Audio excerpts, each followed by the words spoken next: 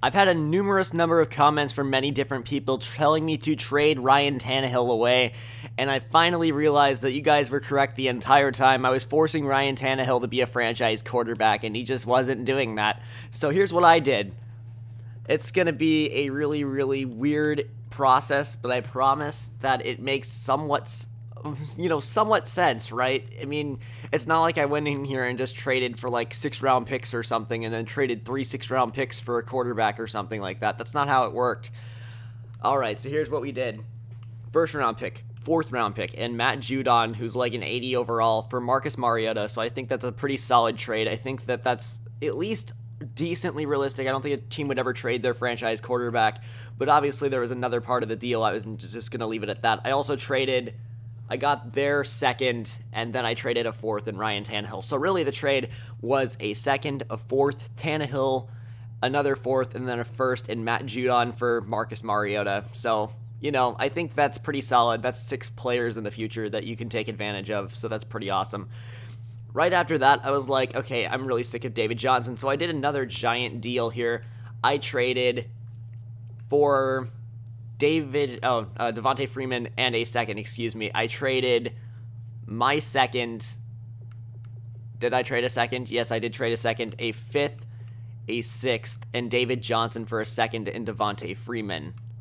Oh, yeah, and Carrington Wilkinson was also a part of that, who's also like an 80 overall. So that was a big trade, and that's, semi-realistic in my mind. Then right after that, I decided we needed a big, physical, real elite linebacker. So what I did, I traded 2 2nds and a 6th for Anthony Barr. Right after this, teams need strong safeties, so I moved Shaq Thompson to strong safety, and that's all I did. I promise there was no additional editing done. And I traded a 3rd and Shaq Thompson to the Bills for Ronald Darby to get an elite corner, even though we have Leo Sanders.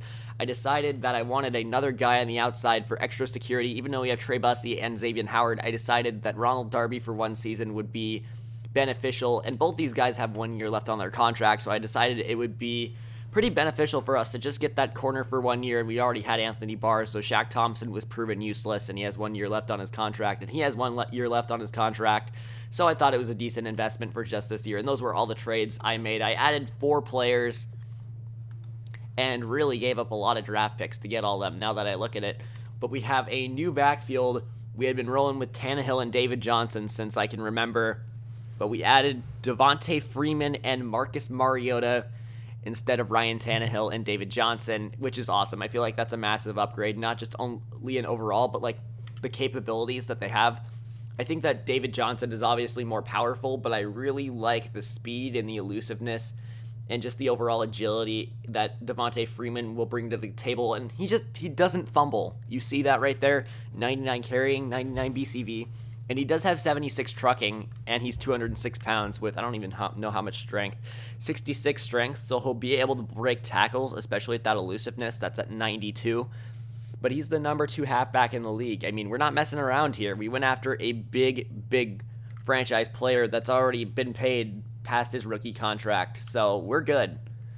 Another guy, Marcus Mariota, we brought him in. I just feel like I wanted to have some throwbacks from that Titans franchise that I loved so much. He was always hurt, and I felt like I didn't get a lot out of him because of that, but really, we're just going to want to run some read option, maybe some bootleg sometimes, even though his play action is terrible. He can throw the ball deep, not as well as Tannehill in my mind, but I think he's still pretty good at throwing the deep ball, and he does have that short and that medium accuracy.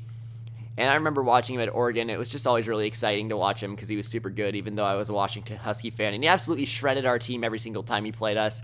But I just think that Marcus Mariota is a phenomenal player, 10th best quarterback in the league, as you can see, and he's definitely a step up over Ryan Tannehill, who's 31 years old at this point.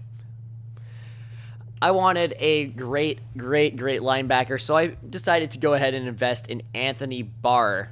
Now, I don't know how this is going to backfire in the future, but we added 4 players, and we traded 2 second-round picks and like a 6th for this guy. So really, he's already been paid. He has a big contract. He's a big elite linebacker in my mind. He's a 91 overall. That's miles better than Sanchez Beckett. He's only 26 years old, I believe. Yeah, 26, 6'5", 255 pounds. That's an elite prospect right there.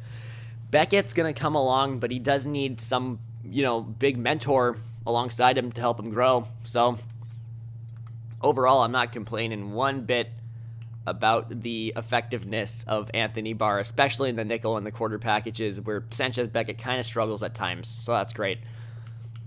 Along with that, we decided to go after Ronald Darby as our number 2 corner. I think that Leo Sanders, for our scheme and what we do with zone coverage, is still a better corner with that press and that zone especially.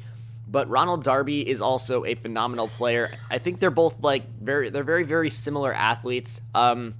Darby being more of a man corner than a zone corner, and the Bills play more apparently off coverage, because I don't think Stephon Gilmore's the best in press either. I could be wrong, but he has better ball skills as a whole than Leo Sanders does. They're both 24, I think, so Ronald Darby came out at 21. So they're 1 year apart, and if we can keep these guys together for a long time, that'd be awesome, especially when Rashad Jones and potentially Deone Buchanan leave. So, wait, no. Oh, Deone got franchise tagged last season. Completely forgot about that. So the defense looking a lot better, and I just wanted to go ahead and report these moves to you guys. Jack from Legion Radio Network signing out.